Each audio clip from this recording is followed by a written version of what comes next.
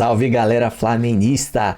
Tô aqui com mais um vídeo sobre o posse de bola e bom dia, seja bem-vindo ao canal ASR Fla. E aqui no posse de bola com Zé Trajano, Kifuri, Danilo Lavieri, Arnaldo, Mauro César e Tirone, projetando esse jogaço de domingo e analisando como cada um pode jogar e vencer seu adversário. Quero dar os créditos aqui pro wall link abaixo, mas antes se inscreva no nosso canal ASR Fla, ative o sininho, ajuda com like porque eu agradeço. E que eu acho que o Palmeiras vai jogar na retranca pensando no empate, mas o Flamengo vai pra cima porque precisa do resultado e é melhor sim. Quem é candidato a protagonista de Flamengo e Palmeiras? Arrascaeta, Flaco Lopes, Pedro e Vitor Roque. Um jogo desse porte, cabe qualquer coisa, botar qualquer um que entra em campo. Verdade. Juca, responda a enquete. Quem que vai brilhar desses quatro aí? Ou nenhum também? Rapaz, não existe possibilidade de resolver isso. Eu sou fã número 1 de Dom Arrascaeta. Acho que é o jogador que joga o melhor futebol dentre todos os jogadores de futebol que jogam no Brasil. Mas veja, o Pedro tá iluminado. Agora o Pedro, além de fazer gol, dá passes para gol. E não estava acontecendo isso, não chegava, tinha jogo que ele ficava no banco e nem entrava. Exatamente. Recentemente. Agora, a gente não tem nem certeza de que o Felipe Luiz vai escalá-lo como titular, porque tem essa questão. E essa dupla do Palmeiras tá uma delícia. Então eu não faço a menor ideia, âncora, desculpa. Excelente. Tá vendo que coisa? Agora, Mauro, bom, esse é o grande jogo do campeonato até aqui, do ano. Você tem falado, esse jogo não decide nada, mas pode ajudar a decidir. Pode encaminhar o Palmeiras, pode botar o Flamengo de novo forte na disputa, tá forte ainda. A pergunta é, o que o Flamengo tem que fazer? Ganhar. Na sua opinião? Diria João Saldanha, ganhar. Acho que o Flamengo tem que fazer um bom jogo, como fez na maioria das vezes contra o Palmeiras em casa. O Flamengo não perde para o Palmeiras em casa, jogando no Rio de Janeiro há quase 10 anos, né? Ano passado mesmo eliminou o Palmeiras na Copa do Brasil porque venceu em casa muito bem. Poderia até ter feito mais gols, um jogo que o Palmeiras nem chutou nenhuma bola na direção do gol. O Flamengo é um time que concede poucas oportunidades, vai enfrentar um ataque muito melhor do que a maioria daqueles que enfrentou na temporada. Então vai ser desafiador, mas acho que vai fazer um bom jogo, como sinalizou contra o Botafogo, né? O Flamengo vinha com uma média muito fraca de aproveitamento das finalizações. Depois dos 8-0 sobre o Vitória, o Flamengo jogou 8 partidas antes dessa contra o Botafogo e fez só 8 gols, um por jogo. E levando em média quase 14 finalizações para fazer um golzinho. Dessa vez foi 3,6 chutes, um gol. Então teve um alto índice de aproveitamento, foi um progresso significativo. Acho que isso passa muito aí pelo período aí de descanso, de treinamentos, né? Não dá para separar uma coisa da outra, o time voltou melhor. Enfrentou um adversário que se mobiliza contra ele, que é o Botafogo, inclusive de uma forma até meio patética fora de campo, né? Algumas faixas constrangedoras que alguém manda colocar lá no Newton Santos. Meu Deus, que coisa, que vergonha alheia daquilo. E venceu pela 9ª vez nos 10 últimos jogos jogando naquele estádio, né? Mesmo com o piso de plástico, o Flamengo vai lá e ganha do Botafogo muito mais do que no Maracanã. No Maracanã, os 10 últimos jogos são 5 vitórias do Flamengo, 3 do Botafogo e 2 empates. Lá são, no Newton Santos, 9 vitórias do Flamengo e só uma derrota, aquela de 4-1 do ano passado, com muitos erros do Tite, né? Erros que no domingo o Felipe não pode cometer. Ele que foi muito bem no jogo da quarta-feira, né? Porque as mexidas foram importantes, jogadores que saíram do banco participaram dos gols e acho que no domingo a chance do Carrascal começar como titular é bem significativa. O Samuel Lino talvez perca a posição, não vem bem, e o Carrascal está realmente muito bem, dando assistência em praticamente todos os jogos que entra, e acredito que ele tem a oportunidade de começar jogando. Aí existe a dúvida sobre o Saúl, tem uma dor no pé, não é uma lesão grave, mas eles estão com muitos cuidados para que isso não piore, ainda mais no caso do quarta-feira, por ser no piso de plástico, o Flamengo meio que o preservou. No domingo pode ter o De La Cruz também. E foi importante a volta do Eric Pulga, né, que jogou muito bem no tempo que esteve em campo. Claro, né, tendo ainda a saída do Everton Araújo, que é um rapaz que se esforça, tem lá os seus predicados, mas é tecnicamente bem inferior. Foi muito boa a volta do chileno. Ele atuou muito bem no tempo que esteve em campo e isso é bem relevante também. Ou seja, o elenco está praticamente todo nas mãos, à disposição do técnico, né? E o Pedro, que desperta os debates estranhos, né? Porque o Pedro hoje parece o Gabriel de um tempo atrás do Flamengo. Existiam os Gabizetes, agora os Pedretes. Então, quando o Pedro joga bem, Ele não pode ser reserva, não pode... Sim, mas ele vinha errando muito, perdendo gols, falhando. Se você pegar o caso do Palmeiras, o Vitor Roque teve um começo muito ruim, o Flaco muitas vezes foi até subestimado, achavam que não podia ser o titular, por isso foram buscar um outro centroavante, acabou que ele, na bola, ganhou uma posição para jogar do lado desse novo centroavante que é o Vitor Roque. O Pedro vinha na fase ruim, perdendo gols contra o Vasco, contra os Estudiantes nos 2 jogos, os gols importantes contra o Atlético Mineiro na Copa do Brasil, gols que o cara como ele não costuma perder. E um pouco displicente em alguns lances. Dessa vez jogou sério, mesmo assim, andou fazendo uma gracinha lá quando estava 1-0, perdendo uma bola no campo de ataque, que proporcionou um ataque do Botafogo. Se essa gol ali, nós estaríamos falando sobre isso, o jogo poderia ter mudado. Mas enfim, foi uma boa atuação e acho que no domingo o Felipe tem que repetir o que ele fez na preparação para esse jogo. Contra um adversário diferente, mas com mais jogadores à sua disposição. Muito bem, e com o Pedro, muito provavelmente. O Danilo Lavieri, vai jogar informação... titular. Oi? Vai jogar, claro. Tem uma questão sobre a melhor maneira de se defender contra o Flamengo é impedir que o Flamengo fique com a bola. É uma boa dúvida, porque em todos os últimos jogos, Palmeiras e Flamengo, a gente via o Flamengo no momento claramente melhor, variava um pouquinho entre um jogo e outro, mas sempre o Flamengo estava no momento melhor. Dessa vez, acho que o Palmeiras chega um pouquinho melhor, para uma sequência melhor, com uma grande fase do seu ataque.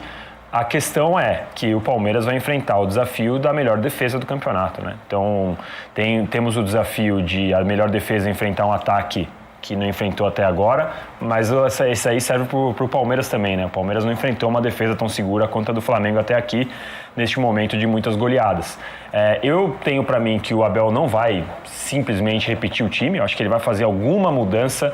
E a dúvida da postura, né? Porque nos últimos jogos, todas as vezes que o Palmeiras enfrentava o Flamengo, o Abel colocava o Palmeiras com o bumbum na parede, para só marcar, para jogar fechado. Dessa vez, eu acho que o Palmeiras tem capacidade de tentar ofender o Flamengo, de repente marcar numa pressão alta, tentar sair, atrapalhar a saída de bola. A postura do Abel é algo que me deixa bastante curioso até domingo, 4 horas da tarde, porque realmente o Palmeiras vive um momento que consegue massacrar os adversários na saída de bola, uma pressão muito rápida, recupera rápido a bola quando perde. Quero saber como ele vai agir contra o Flamengo. O empate para o Palmeiras é melhor do que para o Flamengo. Sem dúvida. Então, no final, eu acho que o Flamengo vai ter que se expor um pouquinho mais do que o Palmeiras. Bom, eu acho que vai ser um grande jogo, não vai ser a manchete do Danilo. não vamos nos frustrar. Mesmo que seja aquele jogo, disputa por palmo de terreno e não seja um espetáculo de muitos gols e tudo mais. Eu acho que tem essa situação que os números colocam antes de a gente discutir os técnicos, os jogadores, né? Dessa solidez defensiva do Flamengo impressionante, né? 13 gols sofridos em 27 partidas, ou seja, é muito difícil vazar o Flamengo, mas o ataque do Palmeiras chegou ao nível do ataque do Flamengo, né? Pode ser representado pela dupla aí, cada dupla na sua enquete aí, Pedro Arrascaeta ou Vitor Roque e Flaco Lopes, e hoje talvez até o poderio ofensivo do Palmeiras seja maior que o do Flamengo. Isso é impressionante, né? A goleada que o Mauro lembrou do Flamengo sobre o Vitória, 8, o Palmeiras tem feito isso em série, né? Partidas seguidas marcando muitas vezes, né? Então, eu acho que o Palmeiras, na realidade, atingiu o nível top que o Flamengo tinha atingido antes, no início da temporada. E agora o Flamengo deu uma pequena oscilada e contra o Botafogo talvez tenha mostrado já um sinal de resgate, né? Os dois times são muito superiores aos adversários, né? Os times e os elencos, é uma diferença muito grande. E aí, talvez entrando na batalha dos técnicos, são técnicos muito diferentes, né? O Abel há muito tempo no mesmo time, o Felipe completando 1 ano agora, e não é comum completar 1 ano no comando do Flamengo, então não deixa de ser significativo também. O Felipe Luiz já tem um tempo de Flamengo, por incrível que pareça. Eu acho que a minha grande dúvida é mais a estratégia do Abel, como disse o Danilo, porque ele tem mais possibilidades nessa partida. O empate o interessa, literalmente, do que o Felipe, que em princípio vai adotar o modo Flamengo de jogar no Maracanã. A minha dúvida em relação ao Abel, hoje ele tem um time tão bom ou melhor que o adversário. Muitas vezes, nesses anos todos que a gente descreveu de supremacia do Flamengo sobre o Palmeiras no Maracanã, o Abel tinha um time pior ou dizia ter um time pior. Então, agora não mesmo. Mas enfrentar o Flamengo de igual não significa necessariamente escalar o time mais técnico, o time mais ofensivo, o time, entre aspas, titular do Palmeiras. Então eu estou aqui pensando o que ele pode aprontar de desconfortável para o Felipe. Nos jogos do Campeonato Brasileiro, especificamente nos grandes jogos, o Palmeiras ainda não fez um grande jogo contra os principais times do Campeonato Brasileiro. Essa é a questão, né? E é curioso, é o líder. Então acho que e aí é uma situação que talvez ele possa lidar para confundir o Felipe Luiz até a hora da partida. Se vai jogar com 3 zagueiros, se vai jogar com um cara mais no meio de campo, se vai jogar com um cara mais rápido no ataque, enfim. As possibilidades dele são várias. Ele tá com essa série de insucessos no Maracanã muito na cabeça. Ele tá desafiado, né? Mesmo que a vantagem na tabela seja dele. Então acho que é um duelo bem interessante, tático, técnico entre os jogadores, e acho que talvez, né, Tironi, na sua enquete você pudesse também acrescentar os goleiros, porque por vezes num jogo desses o goleiro faz diferença. A defesa do Flamengo, encabeçada pelo Rossi, praticamente não toma gols. Isso é estatístico. É impressionante. A gente está, acho que, normalizando. Mas 13 gols em 27 partidas é uma marca, olha, raríssima. Raríssima, ainda mais num Campeonato Brasileiro como esse que a gente está vendo. O Palmeiras, mesmo na goleada, era 4-1, 4-1, 5-1, né? Não é o 0, né? O Flamengo não. O Flamengo é 0, 0, 0, 0, o tempo inteiro. Toma gol de ninguém, né? O Flamengo toma muito pouco gol. Defesa espetacular. O Arnaldo falou sobre os próximos jogos. Vamos colocar na tela aí o que vem por aí para Palmeiras e Flamengo, além do clássico. O Palmeiras terá o Flamengo, né? Claro. Depois vai ter a LDU e agora tem uma história que o jogo pode não ser em Quito, né? Acho que vai ser mantido. Das tensões sociais que acontecem no Equador. Depois pega o Cruzeiro. Depois o outro jogo de volta contra a LDU. Juventude, Santos e Mirassol. Não é uma tabela mole, né? Vamos dizer assim. E aí o Flamengo tem o Palmeiras, depois tem o Racing, Fortaleza, que já tá meio o pneu arriado aí, Racing de novo, Sport, rebaixado quase. O São Paulo, esse jogo não vai ser no Morumbi, vai ser na Vila, embora o São Paulo seja mandante, tem show no Morumbi, e depois o Santos. A tabela parece mais, pelo menos o começo, mais difícil pro Flamengo, pro Palmeiras, como era agora, né? Essa parte que passou era mais complicada para o Flamengo. Ô Mauro, agora eu faço a pergunta inversa para você. O que seria bom pro Palmeiras fazer para encarar o Flamengo no Maracanã? Eu acho que não pode ser o Palmeiras do ano passado, né? O Palmeiras do ano passado se preocupou só em não perder para decidir em casa na Copa do Brasil. Dessa vez não é um jogo de mata-mata, é uma outra situação, ele tem uma folga. O Palmeiras tem um retrospecto muito forte, mas com os últimos 9 jogos, 6 em casa, né? Fora de casa, que o desempenho do Palmeiras não é tão convincente assim. É só lembrar, o próprio River Plate, o primeiro tempo foi excelente, o segundo não foi tão bom. Abriu mão da posse de bola, teve 24%, chamou o River para o seu campo, tomou até um gol, numa vitória que era para ser até por mais gols, pelo que fez no primeiro tempo, né? Contra o São Paulo, bem, aí nós sabemos o que aconteceu naquele jogo, né? Que é algo que inevitavelmente tem que ser falado, por mais que achem que não se deva falar tanto, ou que porque exageram, sei lá, mas não tem como não falar. Não tem como falar desse campeonato e ignorar o que aconteceu naquele jogo. E o outro jogo fora de casa foi contra o Bahia, quando o time também não jogou bem, foi derrotado. As vitórias, as atuações mais convincentes foram em casa. E agora o Palmeiras tem um desafio diferente. Então acho que a escalação, o comportamento do time tem que ser bem específico para esse jogo, e acho que o Palmeiras não pode ser um time preocupado em não perder. Ele tem a possibilidade de ganhar o jogo. O jogo não decide, mas é claro que se o Palmeiras vencer, ele abre uma vantagem significativa. E essa é uma oportunidade. A oportunidade acho que deve ser aproveitada, especialmente se você tem investimentos em um elenco muito forte, né? Um elenco mais qualificado, com várias opções de banco.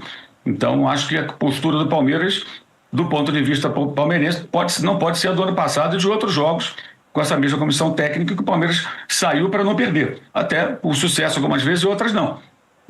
Acho que não pode ser a postura, por exemplo, que teve contra o River no segundo tempo. Acho que é por aí. Acho que é por aí. Porque se chamar muito tempo o Flamengo, acho que ele vai se expor ainda mais. E o Flamengo jogaria da forma que vai jogar, mesmo que tivesse 3 pontos à frente, em cima do Palmeiras. Isso aí é óbvio.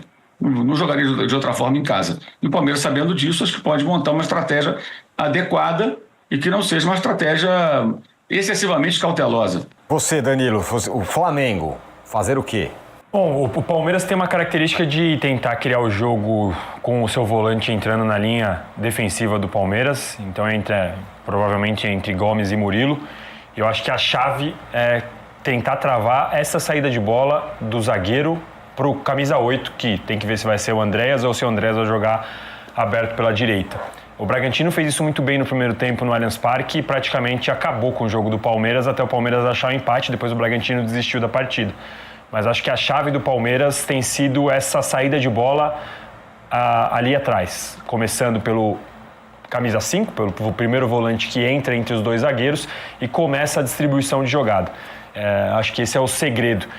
E pelo lado do Palmeiras, acho que a questão do visitante é até menor. O Palmeiras tem a melhor campanha como visitante ao lado do Flamengo. Acho que o X da questão é o Palmeiras contra o G6, né? Como o Arnaldo disse no começo. Sim. O Palmeiras tem 20 e poucos % só de aproveitamento contra o G6. Mas nesse caso, como eu disse, eu acho que o empate para o Palmeiras está de ótimo tamanho.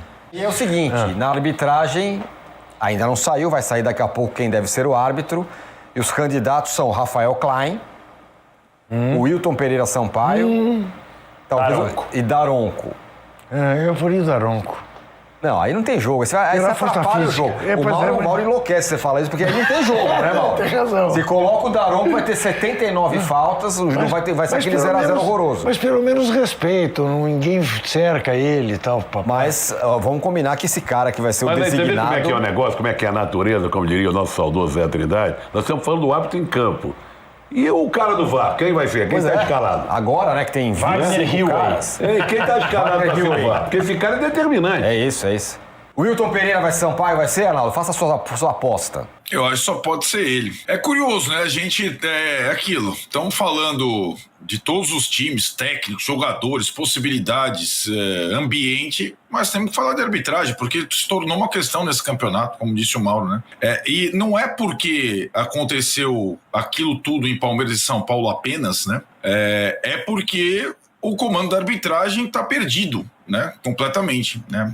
Nessa semana aconteceu a mudança completa no critério da escala, né? Começaram a ser escalados árbitros do mesmo estado para as partidas, né? O que não pode acontecer, evidentemente, em Flamengo e Palmeiras, né?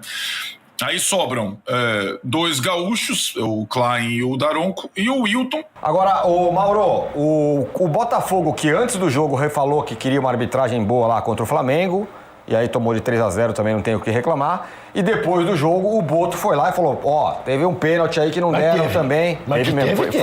Foi mesmo. Teve. Ou seja, isso, por mais que a gente não quer ser masoquista como o Arnaldo, o assunto está em pauta. É o campeonato da arbitragem, né? Eu acho que o Arnaldo presta um serviço a todos nós quando ele acompanha com essa atenção, destacando sempre os absurdos da arbitragem, os detalhes das escalas. Porque a maioria dos jornalistas, a maioria de nós, não tem muito saco para isso de fato, muita paciência. Ele dedica, acho que ajuda, porque ajuda a entender um pouco melhor o que acontece, embora seja de difícil compreensão. Aliás, já que voltaram no jogo do Arrascaeta, podemos voltar mais um ano, do pênalti que não marcaram no Everton Ribeiro, do Richard Rios, no empate, né, no Allianz Parque. Quem era o árbitro, aliás, por acaso, era o Ramon Abate-Abel.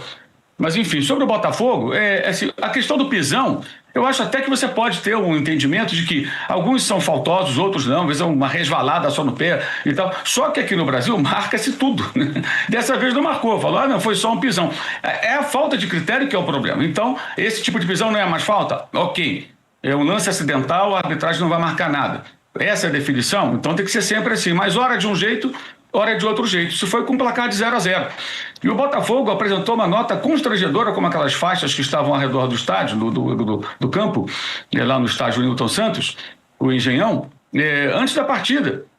Sendo que o adversário dele, que é o Flamengo, no jogo anterior, teve corretamente 2 expulsões, uma delas aos 12 minutos, que foi a partida contra o Bahia. Não foi o Flamengo que tinha sido vencedor de um jogo com erros de arbitragem. Pelo contrário, ela acertou e o time perdeu o jogo. E foram expulsões corretas. Uma delas, repito, aos 12 minutos de jogo, que condicionou a partida. Tudo certo, perfeito. Perfeito. Sobre o Boto reclamar, pode ter um excesso aqui, outro ali nas palavras que usa, que a gente não concorda a 100%, mas como diria o velho guerreiro, quem não chora não mama, né?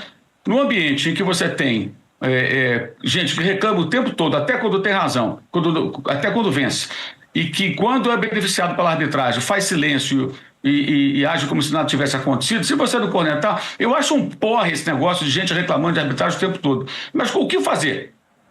O que fazer? Eu vi críticas, por exemplo, semana do Felipe Luiz, porque passou a reclamar de arbitragem. Ele seria um ingênuo, um tolo, se ele não reclamasse, quando do outro lado, seja lá qual for o jogo, invariavelmente você tem um técnico cornetando a arbitragem, pressionando. E isso, diante de árbitros fracos, pode funcionar. O cara sem personalidade, ele acaba se deixando influenciar quando é pressionado. É só lembrar que todo time mandante do Brasil faz questão de ocupar o túnel. O túnel, antigamente falava o túnel que tinha um túnel. O banco de reservas à direita, que é aquele que fica em cima do bandeirinha. Então todo mundo faz questão. O próprio Flamengo, até 2013, ficava sempre à esquerda, do lado da sua torcida, no Maracanã.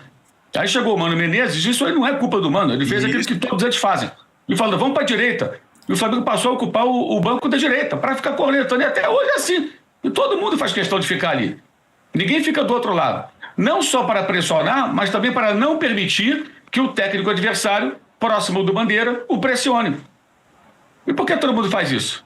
Para tentar tirar alguma vantagem. Todos os técnicos que fazem isso, comissões técnicas, jogadores do banco, é para tentar tirar uma vantagem. Porque você corneta. Se o cara for inseguro, tiver uma dúvida, de repente ele não marca ou ele marca. É isso. É óbvio que é isso. Todo mundo faz. A gente cansa de ver.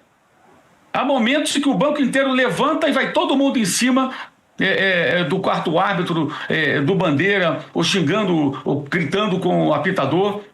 Só não vou em cima do cara do VAR, que ele está lá, longe da cabine, tomando cafezinho, água gelada e no ar-condicionado. Senão iriam para cima dele também, se ele estivesse ali próximo. É isso.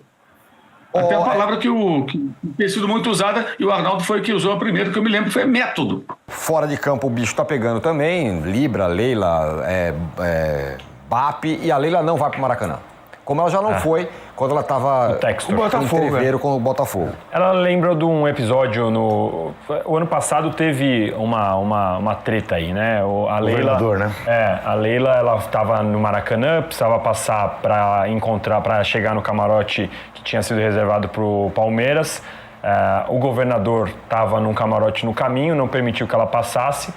Que absurdo. E o Palmeiras entendeu que aquilo era uma retaliação, porque no jogo da Copa do Brasil, em que o Flamengo se classificou no Allianz Parque, a diretoria do Palmeiras não permitiu que o governador e o filho do governador entrassem ao lado do Marcos Braz, na época, diretor do Flamengo, no vestiário do Flamengo. No final, o Castro conseguiu entrar, mas o filho não. E aí depois teve esse jogo, teve esse episódio, a Leila teve que passar no meio da torcida. Diga, Juca. Todos se merecem. Todos se merecem. Todos se merecem. E alguns torcedores entenderam que era a segurança do Rio de Janeiro. Pelo amor de Deus, não tem nada a ver. É uma questão da rixa, do ambiente, do como vai estar o estádio, de tudo isso que está efervescente no momento, né? Então, ela decidiu não ir. É a segunda vez que eu me lembro, porque ela não foi também nesse jogo do John Textor, no jogo pro Newton Santos. Olha só. Arrascaeta, 44%. Já ganhou. Flaco, 15%. Sim. Pedro, 17%. Então. Vitor Roque, 24%. Então Pedro que tá perdendo. Tá aí, galera, posse de bola, projetando esse jogo de Flamengo e Palmeiras dentro do Maracanã lotado. E lá vocês sabem, né? 10 anos que o Palmeiras não ganha do Flamengo. O Abel é ligeiro, ele vai fazer uma retranca, jogar o time atrás, tentar ganhar na velocidade. E o Felipe, cabeça, ciente, leitor de jogo na hora, sabe como que é? Ele vai pra cima. Os 15 primeiros minutos do jogo vai ser aquele jogo truncado, quem fica com a bola. E o Flamengo não vai abrir mão. O Flamengo vai querer a bola. O Palmeiras faz todo esse jogo lá no Allianz Parque e tudo mais, porque os adversários que são menores deixam a bola com o Palmeiras. Só que o Flamengo vai pra cima, vai querer ganhar a segunda bola. Ele vai ter os 20 minutinhos dele lá por cada tempo com a bola, mas a maioria do tempo o Flamengo vai dominar, tocando, buscando o jogo, e se vir para cima, melhor ainda, atrai, lança. O Rossi, o nosso goleiro, tem aquele lançamento preciso, e nas laterais vai estar sempre, né? Samuel Lino e Plata. Só que agora tem a possibilidade do Carrascal entrar no lugar do Samuel Lino, porque ele não tá performando, tem que dar um tempo pro cara, é muita pressão, o cara é novo, tá chegando agora. E assim, tem que rodar o elenco é grande. Cara, promete esse jogo.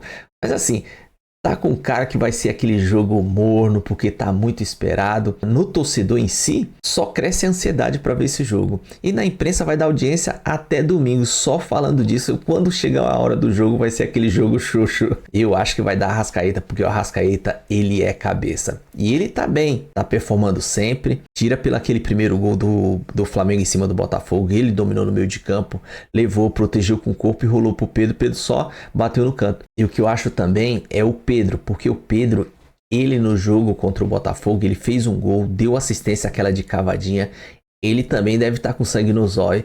Eu acho que os caras vão jogar, vai fazer o resultado lá dentro do Maracanã, sim. Não adianta ganhar dentro do Maracanã do Palmeiras por 1-0, 2-0, empatar em pontos e tudo mais, ficar lá na ponta do campeonato e não performar nos jogos seguintes, porque tem ainda mais 10 jogos, 10 rodadas, e o campeonato só termina lá na 38ª rodada.